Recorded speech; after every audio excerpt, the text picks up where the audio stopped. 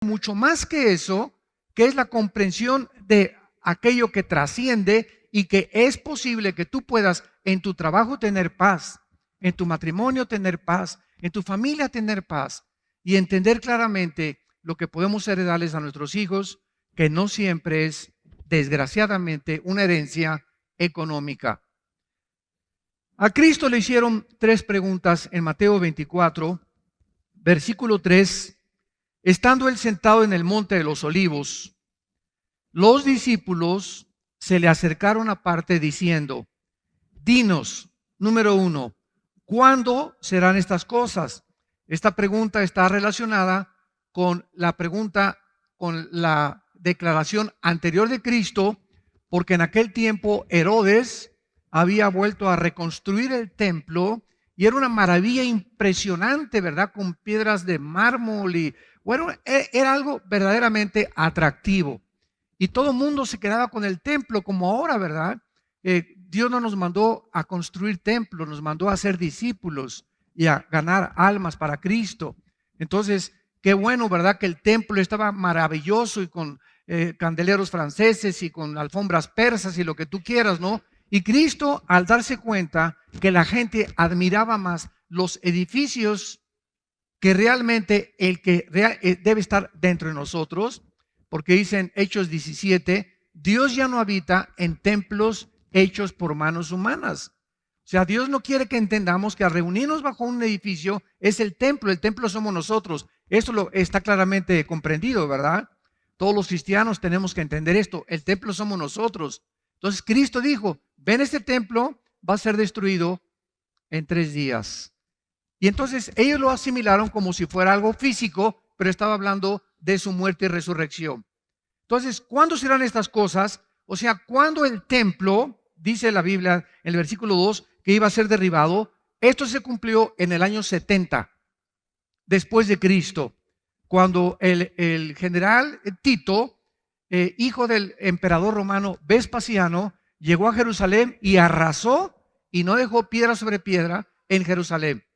Desde ese tiempo hasta 1948, o sea, estamos hablando casi cerca de 2000 años, Jerusalén había estado completamente en manos de los gentiles y no había habido adoración, no había habido, se dispersaron los judíos por el mundo entero y en 1948, ante los ojos expectantes del mundo, Jerusalén se convierte y a Israel en un estado libre, soberano e independiente.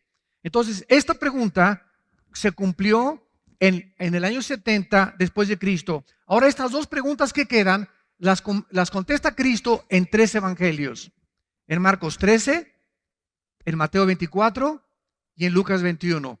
Aunque no veo que a muchos apuntando, se ve que tienen muy buena memoria. Marcos 13, Mateo 24 y Lucas 21 se encuentran las señales de los últimos tiempos en estos 3 evangelios. Y las 2 preguntas que nos quedan es la siguiente: ¿qué señal habrá de tu venida, de su aparición física? Y esto lo contesta en el versículo 29, inmediatamente después de la tribulación. Es cuando Cristo viene en su segunda venida. Y dice Cristo, las señales son: el sol se oscurecerá, la luna no dará su resplandor y las estrellas caerán del cielo y las potencias de los cielos serán conmovidas. Entonces aparecerá la señal del Hijo del Hombre en el cielo y entonces lamentarán todas las tribus de la tierra y verán al Hijo del Hombre viniendo sobre las nubes del cielo con gran poder y con gran gloria. Notemos algo, en el arrebatamiento de la iglesia, que está en primera de Tesalonicenses 4, del 13 al 17, Cristo no toca los pies en la tierra. El arrebatamiento de la iglesia, Cristo queda en el cielo y nos saca de nuestros cuerpos. En una fracción de ojos, en cualquier momento, millones de personas vamos a desaparecer del mundo. Y toda la gente se va a comenzar a preguntar, ¿qué fue lo que pasó? La respuesta será, se los llevaron los ovnis. Los extraterrestres vinieron por ellos. Entonces, el arrebatamiento es una cosa diferente de la segunda venida.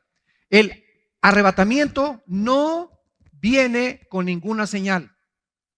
El arrebatamiento es inminente. ¿Qué significa inminencia? Que en cualquier momento, en cualquier segundo, saliendo ahorita, hoy en la noche, mañana, dentro de una semana o dentro de un mes, pueden desaparecemos millones de personas de este mundo.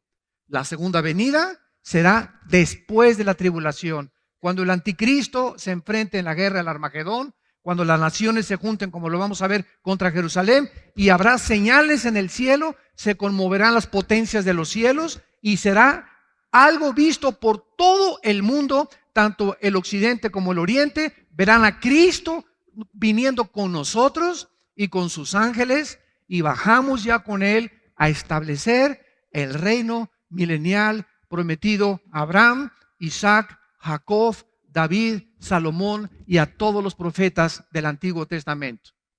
Entonces, esta es la señal. Y finalmente dice Cristo, perdón, la última pregunta, ¿y qué señal habrá del fin del siglo? Y es lo que estamos estudiando. ¿Qué señales se están cumpliendo ahorita en nuestra generación? Cristo contesta en el versículo 4, respondiendo Jesús les dijo, lo primero que Cristo les dijo es que tengamos cuidado de ser engañados con falsas señales, desde luego. La capacidad de engañar la puedes ver tú en un mago. Muchos de ustedes han ido al circo o han ido a espectáculos de los magos, ¿verdad? Y luego estamos hablando de la magia blanca, que agarran el mago y te saca un pañuelo y te sacan los pájaros de aquí, salen los pájaros de por acá, etcétera, etcétera. Y el ojo se queda estupefacto. Y nos quedamos creyendo que realmente traía aquí una cotorra el mago, o que de aquí traía un pájaro, etcétera, etcétera, o que del sombrero saca un conejo, ¿verdad? Y todo obra alrededor de lo que se llama el engaño de la mente y de los ojos.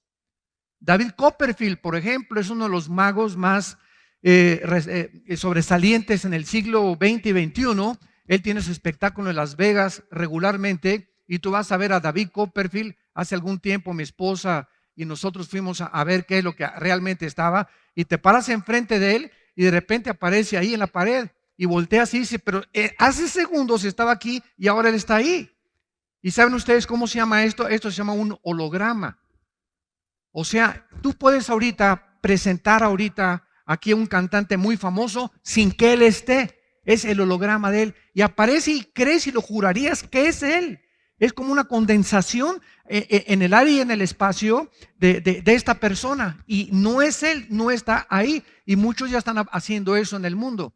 Cuando se enferman de la tos, algunos cantantes o espectáculos, aparecen hologramas de ellos y son realmente como si fueran ellos en realidad. ¿Qué cosa? Engañan al público.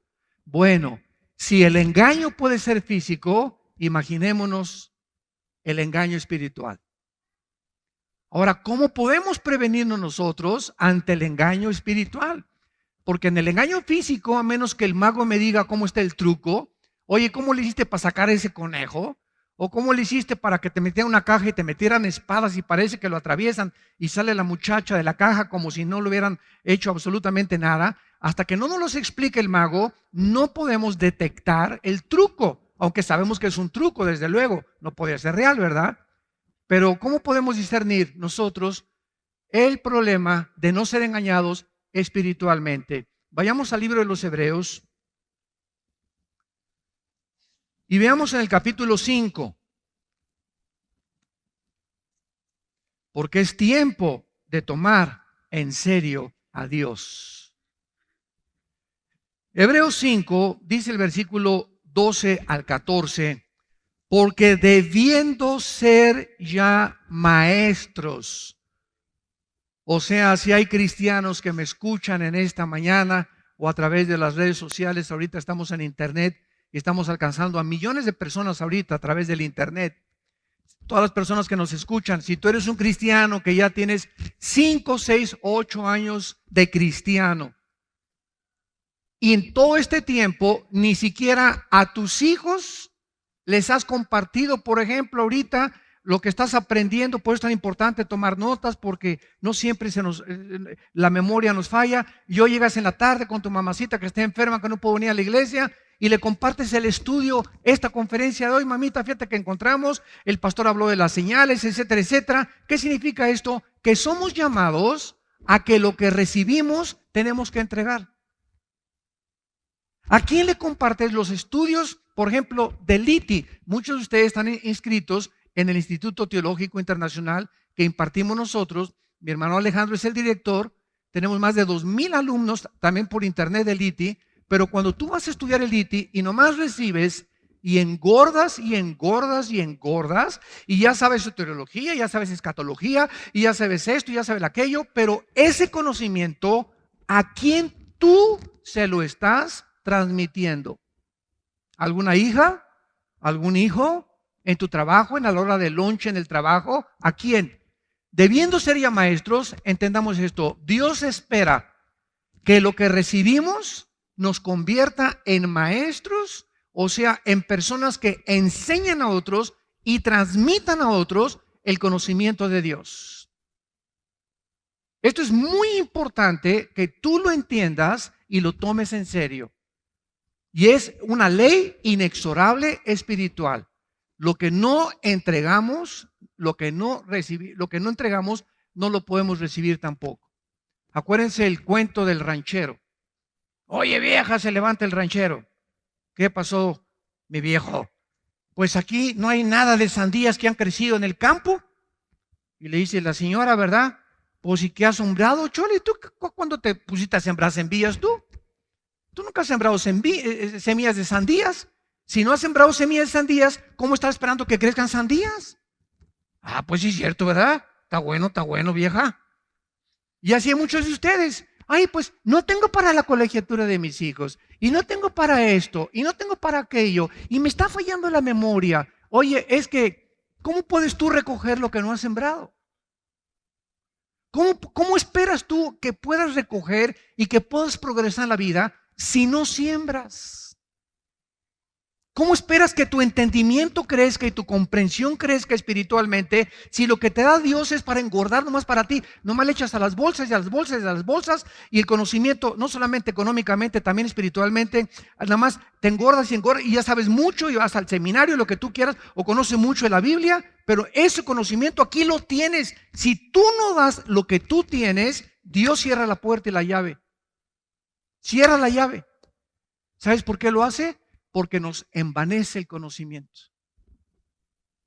El conocimiento envanece. Pero cuando comenzamos a compartir ese conocimiento, entonces nos edificamos y edificamos a los demás. Y fuimos llamados para edificar a los demás. Los dones que nos da Dios, todo lo que Dios nos da, es para edificar a su iglesia. Debiendo ser ya maestros, después de tanto tiempo, tienen necesidad de que se les vuelva a enseñar cuáles son los primeros rudimentos de la palabra de Dios. Y habéis llegado a ser tales que tenéis necesidad de leche y no de alimento sólido. Los rudimentos son las cosas más, los principios elementales de la Biblia. ¿Cuál es el más elemental de todos? Antes de que subiera Cristo al cielo, que dijo: id a las naciones y predicar el evangelio y hacer discípulos. Fue la primera orden, se llama la Gran Comisión. Haz discípulos, o sea, convierte a gente, háblale de Cristo y conviértelo en un seguidor mío, dice Jesús. Pero si tú no le enseñas cómo me pueden seguir, la gente no me puede seguir. Entonces los cristianos estamos llamados a hablar de Cristo a nuestros hijos, a nuestro cuñado, en el empleo, en la oficina, en el bufete, en el consultorio médico, y que esas personas simplemente no se queden ahí, sino darles: te traigo este cassette, te traigo este CD, te traigo esta conferencia, estarlos alimentando para que puedan crecer en el conocimiento del Señor. Y dice el versículo 13, entonces, porque tú no has hecho esto, ¿sabes cómo te clasifica Dios? Si tú no eres un maestro, si tú no eres una persona que estás compartiendo la palabra de Dios, dice la Biblia que Dios cierra la llave y te quedas en la infancia espiritual. Hay millones de cristianos en el mundo, millones de cristianos en el mundo que tienen 10 años en Cristo y preguntan, ¿puede un cristiano celebrar la Navidad? ¿Puede un cristiano celebrar el sábado? ¿Puede un cristiano comer carne de puerco? ¿Puede un cristiano ir a una discoteca? ¿Puede mi hija de 15 años bailar el vals y puedo ir a una fiesta o puedo ir a un baile, etcétera, etcétera? Debiendo ser maestros y teniendo ya una claridad de lo que a Dios le gusta y lo que a Dios no le gusta, aún no saben discernir y siguen preguntando. ¿Por qué? Porque son niños, infantes espirituales y fácilmente engañados. Porque si hay alguien fácil de engañar es a los niños, ¿verdad? Con trucos. Si a los adultos se nos engaña, imagínense a los niños. Entonces dice, están participando de la leche y no de la palabra de justicia porque es niño. El alimento sólido, o sea, a un niño no le das una chuleta de puerco, a un niño no le das un tibón, a un niño no le das pescado, a un niño le das Gerber, lechita, cosas ligeras porque no tiene dientes. Hasta que le crezcan los dientes, el niño es capaz de poder asimilar la comida y masticar. Entonces hay muchos de ustedes que todavía no tienen dientes espirituales y todavía, ¿qué significa la predestinación? Y es cierto que Dios es poderoso. Si es poderoso, ¿por qué no destruye al diablo? ¿Por qué no ha acabado Dios con la maldad si Él tiene el poder? Si no ha acabado con la maldad, conclusión, es porque Dios no existe o porque no es bueno. Estos silogismos y esta tesis que les acabo de presentar son las que argumentan los ateos contra nosotros los cristianos. Y te agarran en un programa de radio o te entrevistan en la televisión o vas a algún foro universitario. Tú eres cristiano, a ver, pásale para acá. O cuando estés en la universidad, en el Politécnico, en la universidad o en cualquier lado donde tú estudies y comienzan a atacarte porque somos el blanco de la burla. Porque la mayor parte de la filosofía secular saben que no tenemos respuestas.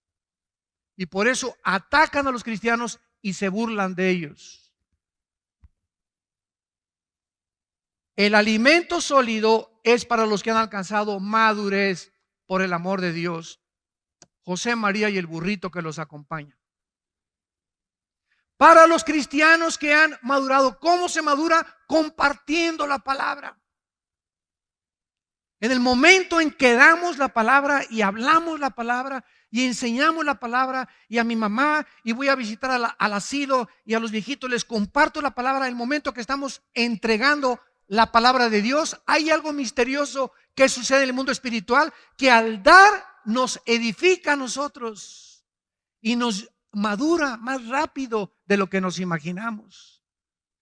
Es para los que han alcanzado madurez, para los que por el uso tienen los sentidos ejercitados en el ¿qué cosa? Discernimiento. Esta palabra diacrisis en el griego significa distinguir entre lo que es bueno y lo que es malo, entre el bien y entre el mal. Entonces, si tú quieres no ser engañado en la época que vivimos y no ser engañado por lo que dice CNN en la televisión y lo que dice Fox News y lo que dice la revista Cosmopolitan y lo que dice Chispirito y lo que dice, bueno, Virito y Capulina ya no existen, ¿verdad? Fueron de mi época. Bueno, etcétera, etcétera, ¿verdad? Si no queremos ser engañados y no queremos ser orientados con una falsa información de los medios de comunicación, necesitamos madurar en Cristo. Necesitamos entender que necesitamos madurar. Muy bien, regresamos a Mateo y es la primera advertencia que Cristo nos hace. Cuídense de ser engañados.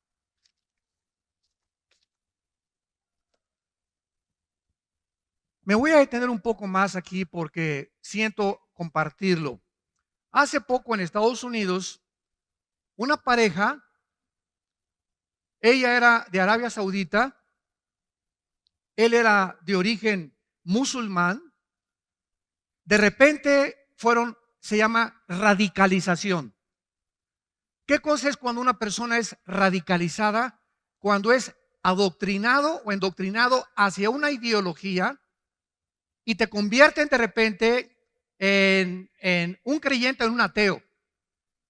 O de repente te conviertes y aceptas que la filosofía de ISIS, el grupo terrorista monstruoso que está ahorita tratando de establecer el califato en el Medio Oriente, es lo que tú fuiste llamado, y van jóvenes de México y de Estados Unidos y de Italia y se unen a un grupo terrorista porque son personas que están buscando algo por lo cual vivir, cansados de la hipocresía del gobierno, de las religiones, etcétera, etcétera, y se quieren identificar por algo. Esto es algo inherente de la juventud, el idealismo, y entonces abrazan engañados una ideología o un sistema de pensamiento que los va a llevar a su propia autodestrucción. Pero lo que quiero compartir es lo siguiente. En todos estos casos, lo que los sociólogos, antropólogos, psiquiatras o psicólogos están percibiendo es que cómo puede una persona cambiar en 24 horas. La mamá de uno de los jóvenes estos radicalizados que mataron a 14, se metieron a 14 a un centro de discapacitados con ametralladoras R15 Bushmaster y entraron con pistolas Sig Sauer y con pistolas 45, etcétera, etcétera, y mataron allá a 14 personas sin decir agua va. Y de repente dice la mamá, pero ¿cómo es posible? Tenían un bebé y eran buenas gentes. ¿Cómo es posible que esta persona pueda cambiar de repente? Y es algo que tenemos que entender claramente. Es increíble cómo un hijo tuyo puede llegar a ser algo de lo cual tú nunca te imaginaste. Y tú dices, pero si tenía cara de San Clodomiro, mi hijo. Mi hija se parecía a Santa Rita de Casia. O esta persona era mi compañero en mi trabajo, era amable, era una buena persona. Y de repente lo encuentras que está involucrado, ¿verdad?, en algo tremendo. O un pedrasta, o como lo puedo decir, ¿verdad?, porque es del conocimiento público, este negrito Bill Cosby, que después de ser uno de los comediantes más famosos de Estados Unidos, violó a más de 45 muchachas. Y de repente se abre la coladera y sale toda la mugre y se manifiestan los corazones. Entonces, esto es lo que yo quiero decir. Es increíble cómo una persona puede comenzar bien y terminar mal. Una de las cosas que me he dado cuenta en los 38 años que tengo, no de edad, ¿verdad?, ni de convertido tampoco, pero en todos estos 38 años, porque en el 74 yo me convertí, en el 77 formé parte de un grupo evangelista y me fui de misionero 3 años a la sierra entre Oaxaca y entre Guerrero. Alán, mis hijos estaban chiquititos, éramos completamente pobres, comíamos la papaya que arrancábamos del árbol, se los pueden decir mis hijos, los mangos que cortábamos, lo que yo pescaba en el mar. No teníamos, yo dormía, me tapaba con periódicos cuando estaba con los misioneros. Tuve 3 años así, mi cojín era un ladrillo, me enseñaron a que lo forraba con periódicos y ahí descansaba. Yo conozco qué es lo que es carecer completamente, lo que es ser pobre, que ni con flex tengas para comer. Así comenzamos el ministerio nosotros, no como estamos ya ahorita, que Dios ha podido empujarnos un poco más y más, pero comenzamos desde abajo completamente. Y en todo este tiempo que llevo predicando en las naciones el Evangelio de Cristo, me he encontrado con buenos predicadores, con buenos misioneros, y regreso a un país y me dicen, ¿se acuerda usted de ese pastor o se acuerda usted de esa persona? Claro que sí me acuerdo. Pues hermano, fíjese que cayó. ¿Cómo que cayó? Sí, como decía hace muchos años el famoso clavadista y uno de los primeros que ganaron medallas de oro en las Olimpiadas, Joaquín Capilla. En 1952-53, Joaquín Capilla fue el primer mexicano en ganar una medalla de oro en clavados. Y Capilla, que iba a nuestra iglesia, ya murió hace algunos años, nos decía: la lana, la fama y la dama. El dinero, el orgullo y las mujeres son los tres enemigos de cualquier varón. Si no cae por una mujer, cae por amor al dinero o cae por amor al control y al dominio de los demás. Y estas son las cosas en las que debemos de tener cuidado y abrir completamente nuestros sentidos espirituales y darnos cuenta que un varón no puede jugar con las mujeres. Número uno, un varón tiene que tener mucho cuidado en cómo administra sus bienes materiales. Y un varón nunca debe estar, nunca una persona que busca el control de otras personas o el dominio de otras personas es de Dios. Los más grandes siervos de Dios y los más grandes hombres que Dios usa son aquellos que no te dicen quiero un puesto o una posición, sino que te dicen ¿dónde puedo venir a barrer? ¿Dónde puedo venir a ayudar?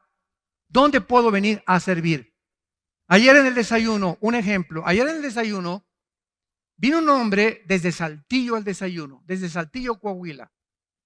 Desde allá vino 12 horas manejando. Únicamente quería venir al desayuno. Llegó aquí a las 5 de la mañana al hotel. Ahí lo encontraron en la puerta. Y lo encontró uno de los siervos que trabajan con nosotros. Y le preguntó: ¿qué hace usted aquí? Estoy esperando la conferencia. Oiga, pero comienza hasta las 9:30. No importa. ¿Puedo barrer o puedo hacer algo mientras viene la conferencia? Y cuando llegué le tuve que dedicar, ¿verdad?, todo el tiempo posible, porque él quería hablar conmigo, quería retratarse conmigo, dice que ama la palabra de Dios. Y cuando yo supe todas estas cosas, yo vi ahí un potencial de un gran hombre que Dios va a levantar. Imagínense nada más, ¿qué puedo hacer mientras se abren las puertas del hotel? ¿Puedo barrer? Me quieren llevar una persona con medios económicos solventes. Puedo acomodar las sillas. Esos corazones son los que Dios busca. Entre ustedes, el que sirve a los demás es el más grande entre ustedes. No el que busca que lo sirvan, el que se somete a la autoridad y no le importa qué humillación tenga. Ese es el corazón de Cristo, que siendo igual a Dios, no estimó el ser igual a Dios, sino que se humilló a sí mismo y tomó la forma de un siervo con nosotros. Y estando en condición de siervo, se humilló hasta lo sumo, haciéndose obediente hasta la muerte y muerte de cruz. Y eso lo hizo por el amor que nos tenía. Ahora veamos a continuación en el versículo 12. En las conferencias anteriores analizamos las guerras, los rumores de guerras, etcétera, etcétera, los terremotos, las hambres. Y en el versículo 12 vemos otra señal y vamos a ver si es relevante a lo que Jesús profetizó. Y por haberse multiplicado la maldad, el amor de muchos se enfriará. No está hablando de la gente que no es cristiana, porque la gente que no es cristiana no conoce el amor de Dios. En primera de Juan dice: Dios es amor.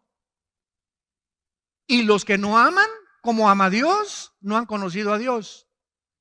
Y la palabra amor que la Biblia usa es la palabra ágape, en el griego. Ágape, que significa amar incondicionalmente. Es el amor que los maridos debemos tener a nuestra esposa. Efesios 5, 24 y 25. Maridos, amen a vuestra esposa como Cristo agapeó, como Cristo incondicionalmente, siendo aún pecadores, no esperándonos que nos portara bien, así de sucios nos amó hasta la muerte. Entonces no vengas, por favor, pues hasta que no se porte como Santa Mónica, mi esposa, y hasta que no me haga mis huevitos como chorizo, como a mí me gustan, y hasta que no sepa que aquí yo soy el que mando, yo no puedo amarla así. ¿Sabes una cosa? Ahí estás condicionando tu amor. Muy bien, esta palabra maldad es la palabra anomia en el griego. Por haberse multiplicado la anomia. ¿Qué es la palabra anomia? Es la palabra que significa rebelión, escucha, contra las leyes morales. vamos a hacer un panorama rápido para que nos demos cuenta de qué forma la maldad o la rebelión contra las leyes. ¿Quién pone las leyes morales? Dios, ¿verdad? Nadie puede legislar la moral más que Dios. Los nazis legislaron su moral y para ellos no era, ¿verdad?, asesinar, era eliminar por causa del Estado. La ideología comunista, cuando estuvo vigente la Unión de Repúblicas Socialistas Soviéticas, le quitaron la palabra robar y le pusieron expropiar. Ya se oye menos feo, ¿verdad? Y así vemos cómo nosotros, ¿verdad?, a través del tiempo, los seres humanos vamos barnizando, pintando el pecado. Entonces, cuando vemos que Dios nos advierte de que vendrá una rebelión contra las leyes morales, nos damos cuenta que esta revolución moral tuvo su inicio principalmente, síganme con mucho cuidado, en la década de los 60. En la década de los 60, estamos hablando hace aproximadamente 55 años, se inició una revolución en contra de las leyes morales de Dios, de inmoralidad e intelectualidad, principalmente en el occidente. Veamos rápidamente, desde los 60 hubo un surgimiento del ateísmo, del hipismo, el relativismo, el humanismo, evolucionismo, materialismo, hedonismo, etcétera, etcétera. Llega a las Américas Elvis Presley, los Beatles, los Rolling Stones, los Doors, Judas Priest, otros grupos de heavy metal que introducen, principalmente por los Beatles introducen al mundo la marihuana a los jóvenes. Cuando John Lennon se va a la India con el Maharaji, Tachi, Kachi, Mamakarachi, y desde allá regresan a Inglaterra con un churrote así, ¿verdad? Y presta para andar iguales. Y comienzan a poner de moda esa presta para andar iguales. Y en los 60, yo me acuerdo en los 60, sí, yo no tenía un solo amigo en los 60, uno solo que no se las tronara. Y no estoy hablando de personas de baja calidad o pobres, de personas de media clase alta y personas pudientes y profesionistas. Increíble. Ahorita vea Colorado. En Denver, ustedes saben, tenemos una iglesia Día Nueva en Denver, Colorado. Ya hay una tienda de marihuana en Denver para vender marihuana. Y todo el mundo está marihuanándose en Denver, ¿verdad? Porque ya se permitió en Colorado el uso y el consumo de la marihuana. Bueno, todo esto comienza en los 60 y en los 60 se introduce la marihuana, el LSD, que es la dietilamida de ácido lisérgico. Ustedes escuchen, bueno, mejor no lo escuchen, pero la canción de los Beatles, ¿verdad? The Yellow Submarine, el hielo submarino, LSD, y Lucy in the Sky with Diamonds, Lucía en el cielo con diamantes, es LSD. Y John Lennon hizo esa canción en un viaje, en un pasosontote que se dio con este ácido lisérgico, el LSD. Entonces ahí es cuando entra y todo el mundo comenzó a hacer viajes alucinantes, marihuana, cocaína, hashish, éxtasis. Y además de esto, en los 60 comienza la liberación sexual, donde se juntan millones de jóvenes en el mundo, para que tengan idea de cómo esto ha evolucionado, protestando contra la guerra de Vietnam, protestando contra la guerra de Corea, protestando contra la hipocresía de los adultos, contra los gobiernos, y se juntaron lo que se llamaron los hippies. Pregúntenle a mi hermano Alejandro que fue hippie. Mi hermano Alex, ¿verdad? Que es ahorita el director, ¿quién lo creyera, verdad? Que es el director del Instituto Teológico Internacional, traía el pelo hasta por acá y peace and love, ¿verdad? Y era la época, los 60, o sea, así andábamos casi el 90% de los jóvenes con el pelo largo, no queríamos trabajar, protestando, y comenzaron a hacerse comunidades para vivir 3 hombres con 5 mujeres o 10 mujeres con 4 hombres, o al revés. Y en los 60 comenzaron a nacer millones de seres humanos sin un papá o sin una mamá, o por lo menos no sabían quién era el papá ni quién era la mamá. La revolución sexual de los hippies. Ahora, aunado a esto, para que vean cómo el mundo ha comenzado a sumergirse en un caos completamente moral y filosófico, aunado a esto, surge Jean-Paul Sartre, el ateo del existencialismo francés, Jean-Paul Sartre, y escribe el libro La náusea y el muro. Y este hombre, Sartre, comienza a invadir. El joven ya estaba moralmente degradado, la marihuana, el hashish, el LSD, etcétera, etcétera. Físicamente el diablo ya estaba destruyendo a la juventud. Ahora venía el ataque intelectual a la mente, el ateísmo francés, de Rousseau y de todos los ateos que absorbió Jean-Paul Sartre. Y Jean-Paul Sartre comienza a decir, es que el existencialismo es la ideología en la que yo no necesito más que existir. No hay ninguna diferencia entre nosotros y los animales. Sartre, como lo vamos a ver más adelante, infectado por Carlos Darwin. Porque todo el siglo XX, los filósofos del siglo XX, que fueron Sigmund Freud con la mente humana, ateo. Friedrich Nietzsche, el padre del ateísmo del siglo XX, ateo. Carlos Marx y su capitalismo, ateo. Los más grandes pensadores del siglo XX, mentes filosóficas, fueron todos ateos. Y esta filosofía atea inundó las universidades. Harvard, Princeton, Yale, que fueron fundadas por pastores. Las más grandes universidades norteamericanas fueron fundadas por pastores para preparar líderes para el ministerio. Se convierten en bastiones del evolucionismo, del materialismo y del ateísmo. Infectados porque cuando te dicen que venimos de los animales y que no hay diferencia entre nosotros y los animales, dile a tu maestro que a quién se parece su abuelita.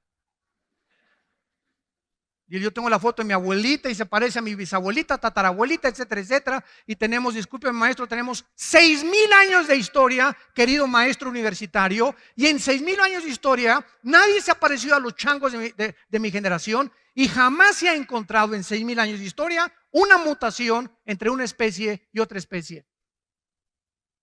Una sola mutación no se ha encontrado de una especie de los perros caninos que se vuelvan felinos o del ganado vacuno que se vuelva ganado porcino.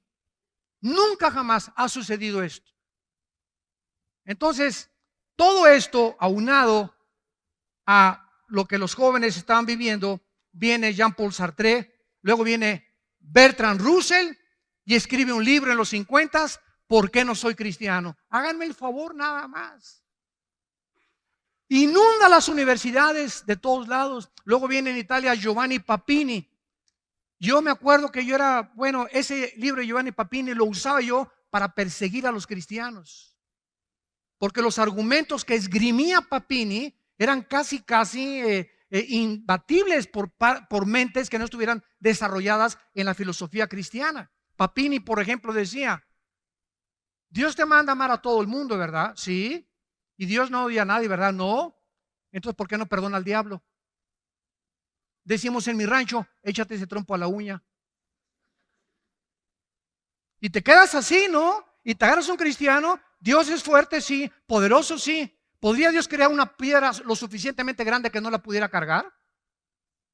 Y cosas de esas. Dios es bueno, ¿verdad? Sí. Entonces, ¿por qué crió al diablo si es bueno? Dios es bueno, sí, ¿verdad? Entonces, ¿por qué permite que haya maldad y que mueran niños y que violen niños y que eso y el otro? Si Dios es bueno, ¿por qué permite esas cosas? ¿Y qué respondes tú? Y no hay respuestas dentro del nivel intelectual en que nos encontramos hasta que venimos a su palabra, donde sus pensamientos son revelados a nuestra mente finita y donde a través de su revelación podemos dar respuestas al mundo.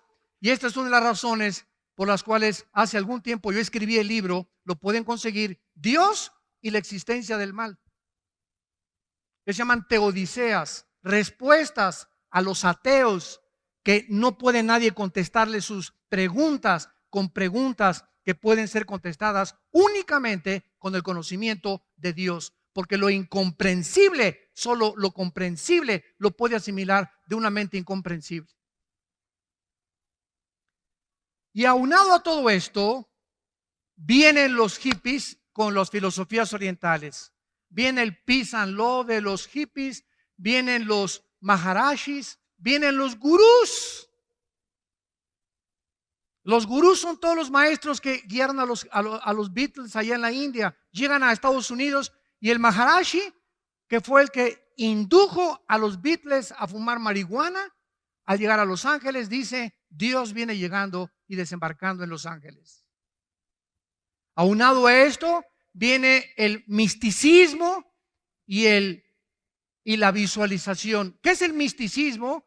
Es tratar de meter todo en algo místico, peace and love, con el churrote de mota, ¿verdad? Y yo nada más místico, ¿verdad? Yo visualizo, yo no quiero hacer nada, yo quiero paz, yo nada más quiero hacer el amor, ¿verdad? No meterme con nadie, ni trabajar, ni nadie. Y el misticismo entra a las personas, comienza una rebelión contra el coeficiente intelectual que Dios nos ha dado, y el misticismo entra a la iglesia por el amor de Dios. Todas estas corrientes tienen como objetivo final la iglesia de Jesucristo. Y ahora, desde los 70s en los 80s, comienzo a recibir, y muchos de ustedes, cartas donde me dicen que me venden un pañuelo ungido con Jerusalén.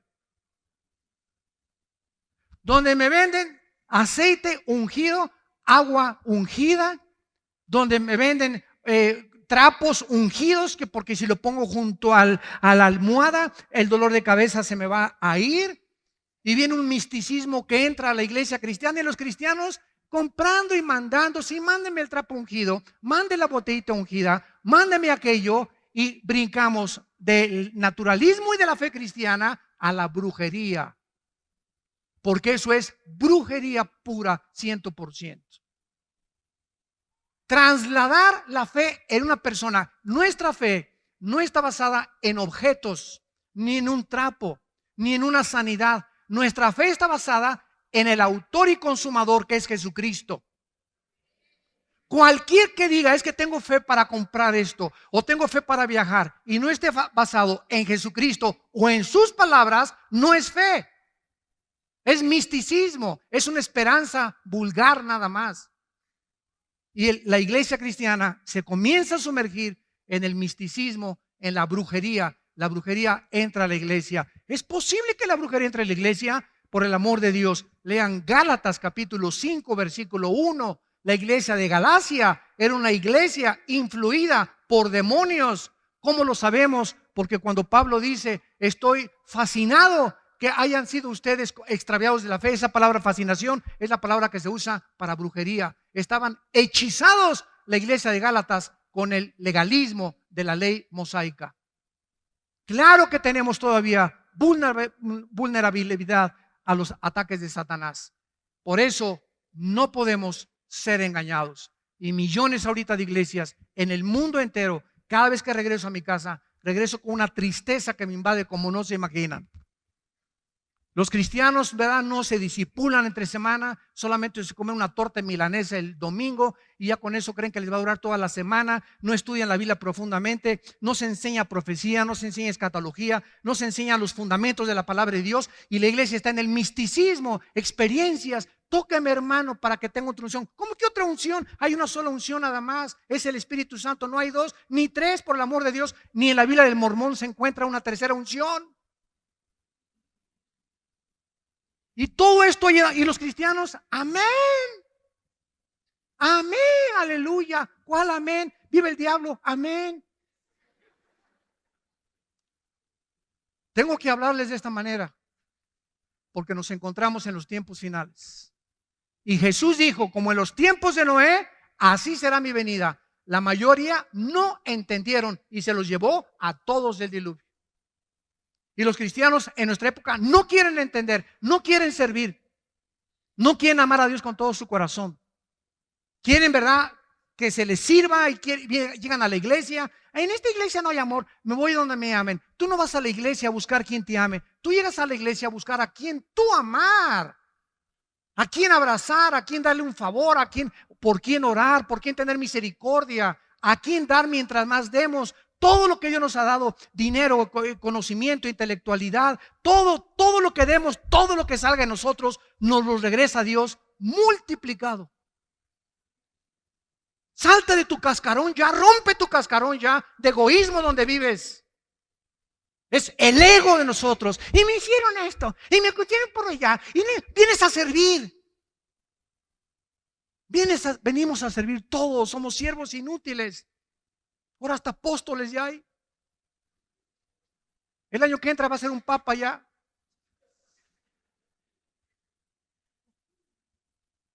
Ya algunos se llaman arcángeles. Y le agregamos a todo esto la revolución feminista. Ahora sí, todas las vírgenes había así por haber.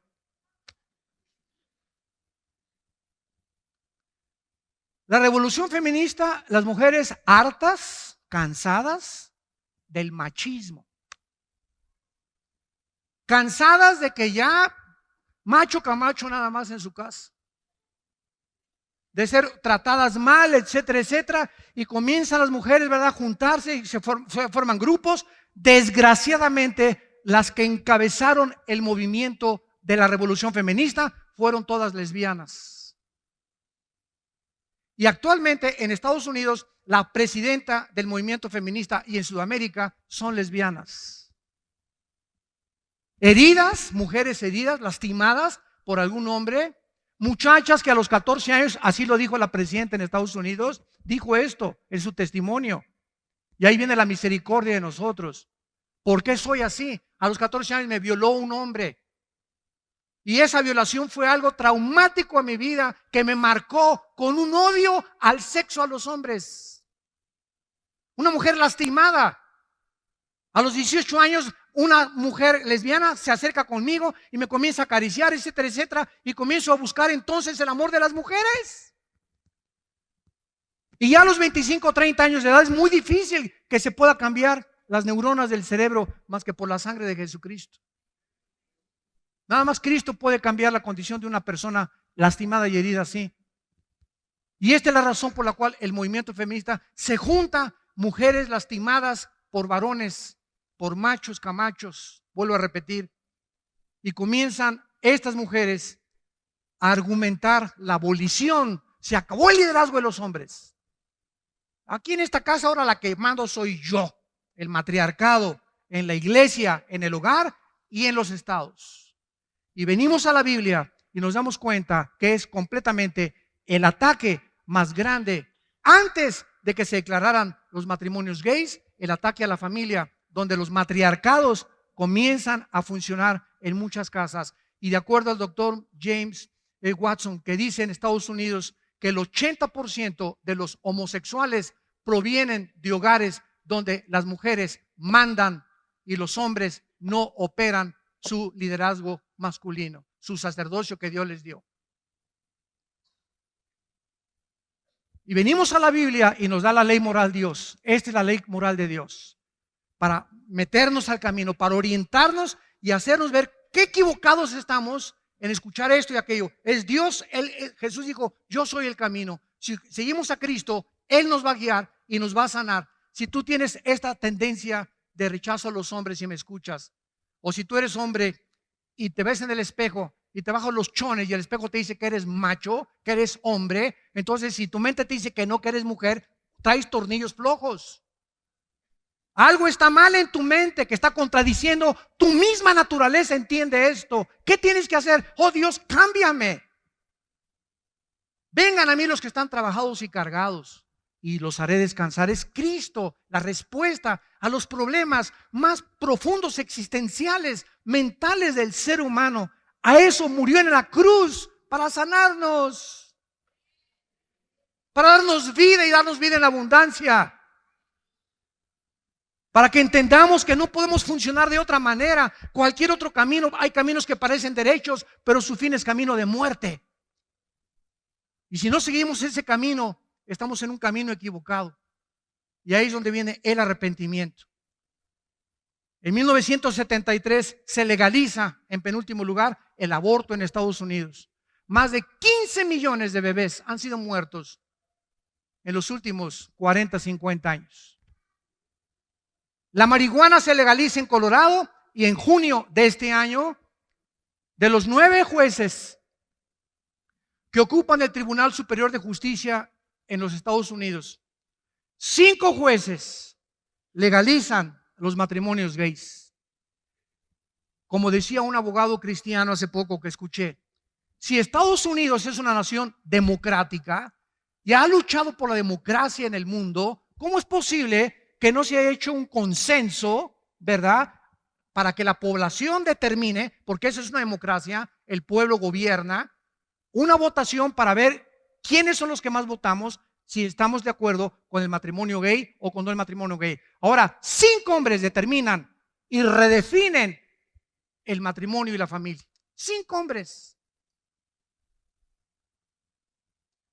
Nos extraña que nuestra sociedad esté al borde de la destrucción cuando es la familia el fundamento de toda sociedad. Nos extraña que ahora los niños menores de edad se están convirtiendo en asesinos. Nos extraña que la misma naturaleza se está volviendo contra nosotros. Terremotos, tsunamis, inundaciones, huracanes, tornados, incendios forestales, sequías, lluvias del tamaño de pelotas del golf, y volteamos, Dios, ¿por qué? ¿Cuál Dios? Somos nosotros. La moral, el pecado del ser humano que está cubriendo las sociedades, está provocando la ira de Dios. Como escribió hace 2700 años el profeta Isaías en el capítulo 24, versículos 5 y 6. Escuchen lo que hace 2700 años, para terminar, escribió este profeta acerca del final de la humanidad. Y la tierra se contaminó bajo sus moradores, porque traspasaron las leyes, falsearon el derecho. Isaías 24, 5 y 6. Quebrantaron el pacto sempiterno. Por esta causa, la maldición consumió la tierra y sus moradores fueron asolados, y por esta causa fueron consumidos los habitantes de la tierra y disminuyeron los hombres. Dios ha asociado la naturaleza del planeta con la moral de los seres humanos. Cada vez que el ser humano se rebela contra las leyes de Dios, vean esto con mucho cuidado, cada vez que le decimos a Dios, no me importan tus leyes, yo soy el que establezco las leyes morales, la naturaleza se vuelve nuestra enemiga. El mundo se vuelve nuestro enemigo. El campo, la sequía,